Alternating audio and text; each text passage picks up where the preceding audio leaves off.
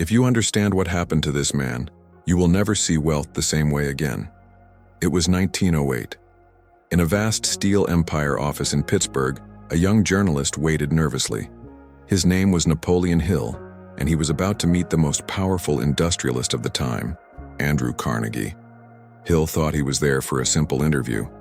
He had no idea that this encounter would unlock one of the most profound secrets about wealth ever revealed. Carnegie studied him for a while silently. Then he asked a question that would change Hill's destiny. Do you believe that success can be reduced to a formula? A law that any person could apply, regardless of where they come from? Hill hesitated. Carnegie smiled. That was exactly the reaction he expected. And so he proposed a test.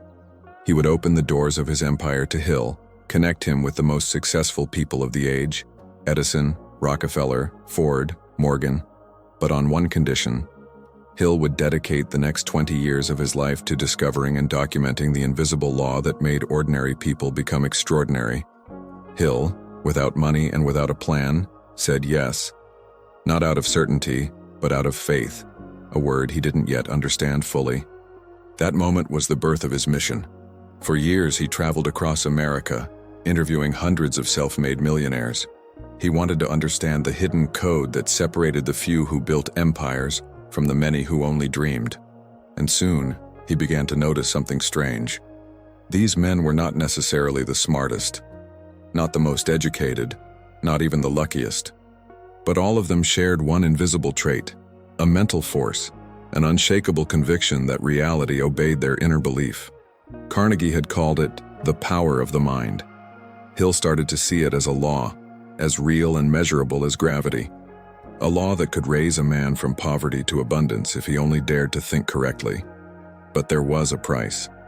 To prove the law, Hill would have to lose everything. His comfort, his certainty, even his reputation. Because before the truth reveals itself, it always tests the one who seeks it. And as he began to face his first trials, the question that haunted him grew louder. Was it really true that thoughts could create reality?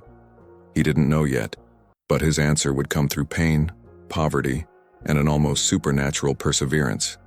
Because the invisible law, as he would soon learn, doesn't reward the curious. It rewards the committed.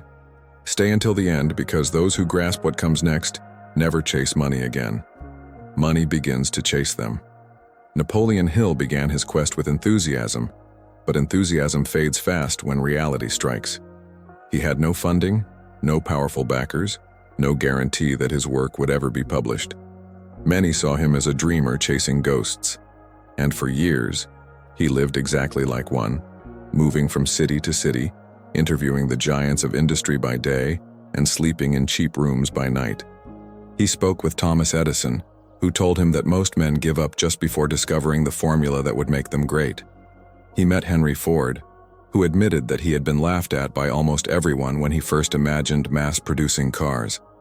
He listened to Alexander Graham Bell, who confessed that faith was his only resource before the telephone became real. Again and again, Hill heard the same pattern. Belief first, results later. But it wasn't easy to accept.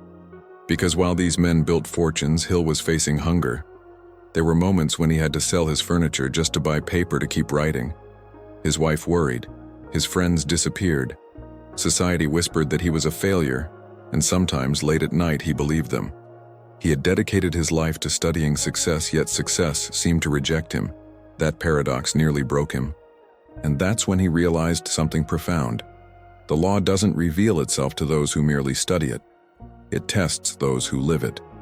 Hill began to understand that he was not documenting a theory, he was being initiated into it.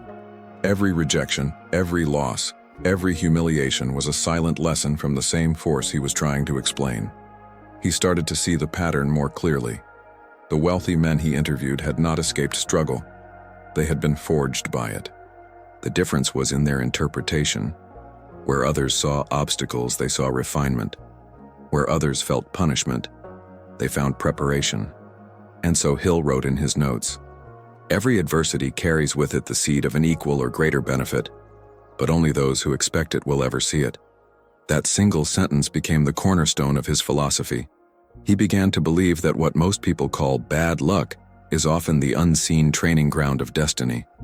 The invisible law was not granting wishes, it was shaping minds. Still, the world didn't change for him immediately. There were nights of despair, months of doubt, years of solitude. But slowly, quietly, a new Napoleon Hill began to emerge. Not the journalist who sought answers, but the philosopher who had lived the question. And it was in that darkness that a light appeared. A pattern so subtle, so universal, that he realized he had finally touched the edge of the truth he was seeking. But what he discovered next would go beyond any definition of success. It would reveal the true mechanism through which thoughts turn into wealth, a mechanism that most people use unconsciously, against themselves. For years, Napoleon Hill had been connecting the dots. Conversations, failures, fragments of wisdom scattered across the lives of the richest men in America. But it wasn't until one quiet night, as he reviewed his notes, that the pieces aligned. He realized something extraordinary.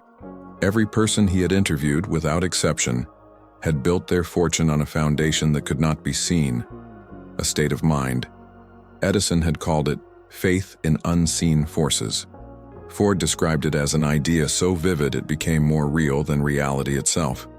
Carnegie simply called it certainty. Hill understood finally that thought is the first cause of all wealth. Before every empire, there is a belief. Before every invention, an inner picture. Before every fortune, a silent conviction. And he saw the pattern clearly. People do not attract what they want. They attract what they are. That insight struck him like thunder. It wasn't about working harder. It wasn't even about being smarter. It was about aligning the inner frequency of thought with the outer result desired. The invisible law was not mystical. It was mechanical. Hill called it the law of mental causation. He wrote, "Whatever the mind can conceive and believe, it can achieve." But few understood the full depth of that phrase. It wasn't about wishful thinking. It was about emotional alignment. Belief so strong that the subconscious mind begins to act as if success were already inevitable. He saw how most people sabotage themselves. They think of wealth but feel scarcity. They talk about freedom but expect limits. Their conscious desires fight against their subconscious beliefs. And the stronger force always wins. The invisible law, therefore, responds not to words, but to vibration. Not to intention, but to conviction. Not to what you ask for, but to what you expect without doubt. And that's why the rich keep getting richer. Not because of luck or privilege, but because their minds have been trained to assume abundance as normal. Hill began teaching this principle to small groups, testing it in real lives. And the results were undeniable. People who once struggled for years began to shift their circumstances simply by shifting the way they thought, spoke, and acted about money. Yet Hill knew that revealing such a law would challenge everything society believed about effort, merit, and justice. Because if thoughts create wealth, then poverty is not a punishment. It's a misunderstanding. That truth was too heavy for many to bear. But Hill couldn't turn back. He had seen too much. And soon he would prove that this invisible law didn't just change fortunes. It could reshape destinies. What he decided to do next would put this law to the ultimate test, and the world would finally see whether belief alone could truly build empires. Napoleon Hill understood that knowing the law was not enough. The question now was, how could ordinary people use it? He began teaching what he called the formula of the mind. It wasn't a secret ritual or magic affirmation. It was a mental discipline, a way of aligning thought, emotion, and action until the world had no choice but to respond. The first step was definite purpose. Hill noticed that almost no one could clearly describe what they wanted. They said, "I want to be rich," but had no image, no number, no reason. And so their minds drifted like leaves in the wind, full of desire, empty of direction. The mind, he wrote, needs a target before it can create reality. Purpose gives thought a structure. Without it, even faith is wasted energy. The second step was belief beyond evidence. Every person who ever achieved greatness, he found, had acted long before results appeared.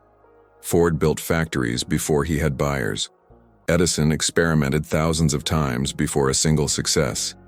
They lived as if their dream already existed, and so the world adjusted to their vision. The third step was emotional consistency.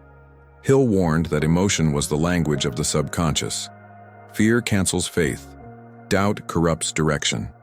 The invisible law cannot be fooled. It mirrors whatever dominates your emotional field. He taught people to observe their inner state daily. What are you rehearsing in your mind, victory or failure? Because repetition was not just practice, it was programming. And the fourth step, the one almost everyone resisted, was action without hesitation. Hill said that the moment an inspired thought arrives, you must move. Delay kills energy. Action is how faith becomes physical. Those four principles became the framework of Think and Grow Rich, a book that would transform millions of lives. But before the book was even published, Hill saw its power firsthand. One of his early students, a man drowning in debt, began applying the steps. He wrote down a precise goal, repeated it daily, visualized it as already achieved, and took action in faith, even when results seemed impossible. Within months, he secured a business deal that erased his debts and built the foundation of his fortune. Hill realized then that wealth was not random, it was designed from within. And yet, there was still one more truth, the most dangerous and liberating of all. Because if the mind could create fortune, it could also create ruin. The same law that builds can destroy. The same belief that saves can enslave. The invisible law had no morality. It only obeyed conviction. And it was this realization that led Hill to his final and deepest insight, one that would change not only how people think about money, but how they think about life itself. Years later, when Napoleon Hill looked back at his long journey, the interviews, the failures, the discoveries, he finally understood what the invisible law had been trying to teach him all along. It was never about money. It was about becoming the kind of person to whom wealth naturally flows. He saw how people chased riches, believing that success was an external event, but the truly prosperous had reversed the process. They built the inner structure first. They became the cause of their own fortune. Hill realized that wealth was not a possession, but a state of consciousness. A man could lose all his money and still remain rich, if he kept his mind disciplined, creative, and directed. Because abundance, he wrote, is not measured in what you hold, but in what you can imagine without fear. In his later years, Hill spoke less about strategies and more about character. He told his students that the invisible law responds to purpose more than greed, to contribution more than consumption. Money, he said, is a shadow. Chase the shadow and you'll never catch it. Stand in the light of purpose, and it will follow you effortlessly. He saw how the same law that creates millionaires can destroy them. When faith turns into arrogance and creation turns into control. The universe, he believed, always balances pride with humility, illusion with truth. And in the end, Hill's greatest discovery was not that thoughts become things, but that character becomes destiny. He taught one final lesson before he died, a sentence that still echoes like quiet thunder through time. You cannot possess more than you have become. Those who understand it stop asking, how can I get more? They begin asking, how can I grow more? Because once you align your mind with purpose, and your purpose with service, the invisible law starts working for you, silently, constantly, unfailingly. Napoleon Hill's legacy was not just a book, but a mirror, showing humanity that the power to create wealth was never in banks or markets, but in the stillness between two thoughts. He had proven that ordinary people could become extraordinary, not by changing the world outside, but by transforming the one within. And now, that same law stands before you, invisible, but waiting. Every thought you think is a command, every belief, a blueprint, every emotion, a magnet. So the question remains, what reality are you creating, consciously or unconsciously, right now? Because in the end, wealth doesn't come to those who seek it. It comes to those who become it. If this story resonated with you, write in the comments, I choose wisdom. And if you want to keep unlocking truths like this, subscribe to the channel. Because the next story may not just change how you see money, it may change how you see yourself.